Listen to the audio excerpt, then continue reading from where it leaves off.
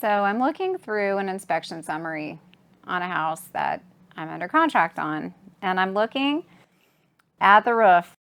The roof has 2 layers of shingles, so the next time it gets replaced, it will have to have a complete tear off, it looks like. Looking at also some vinyl siding that's missing from the exterior, just a little patch. Looking at the landscaping, the plants growing right up against the exterior walls. Never good because they hold in moisture, right? I'm looking at the driveway. Driveways are often cracked. This one is no exception.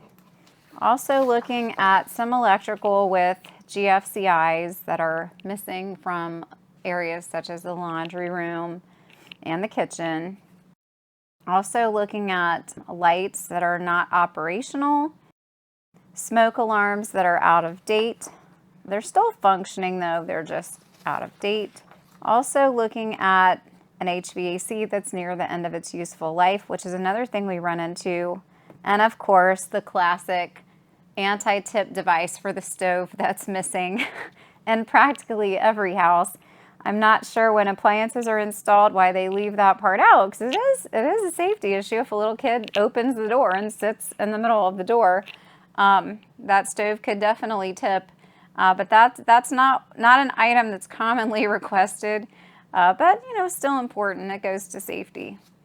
So what do you ask for when you're in an inspection period and just kicking off those negotiations? Well, you want to look at items that directly correspond to safety, something that makes that house, that property unsafe in some way. That's something that you want to ask the sellers to repair. You want to look at habitability too, because that's very important. The place has to be habitable unless you're buying it as is, and you know that it might not be if you're a cash buyer or a reno loan buyer. But for most people, if they're financing, it has to be safe and habitable. And then you want to look at any items that might affect appraisal, such as missing handrails, flaking paint, any trip hazards, roofs that need to be replaced, windows that malfunction, things like that. So we want to concentrate our requested repairs on things that directly affect the safety and habitability of the house.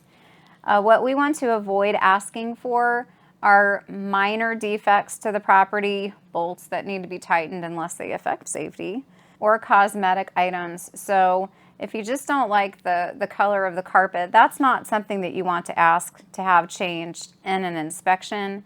You saw that when you entered the house. Now, if the carpet is torn, completely a disaster that makes habitability just a huge problem, then of course that's a different story, because there's no bank in the world that's going to let you buy a house where there's missing flooring or severely damaged flooring.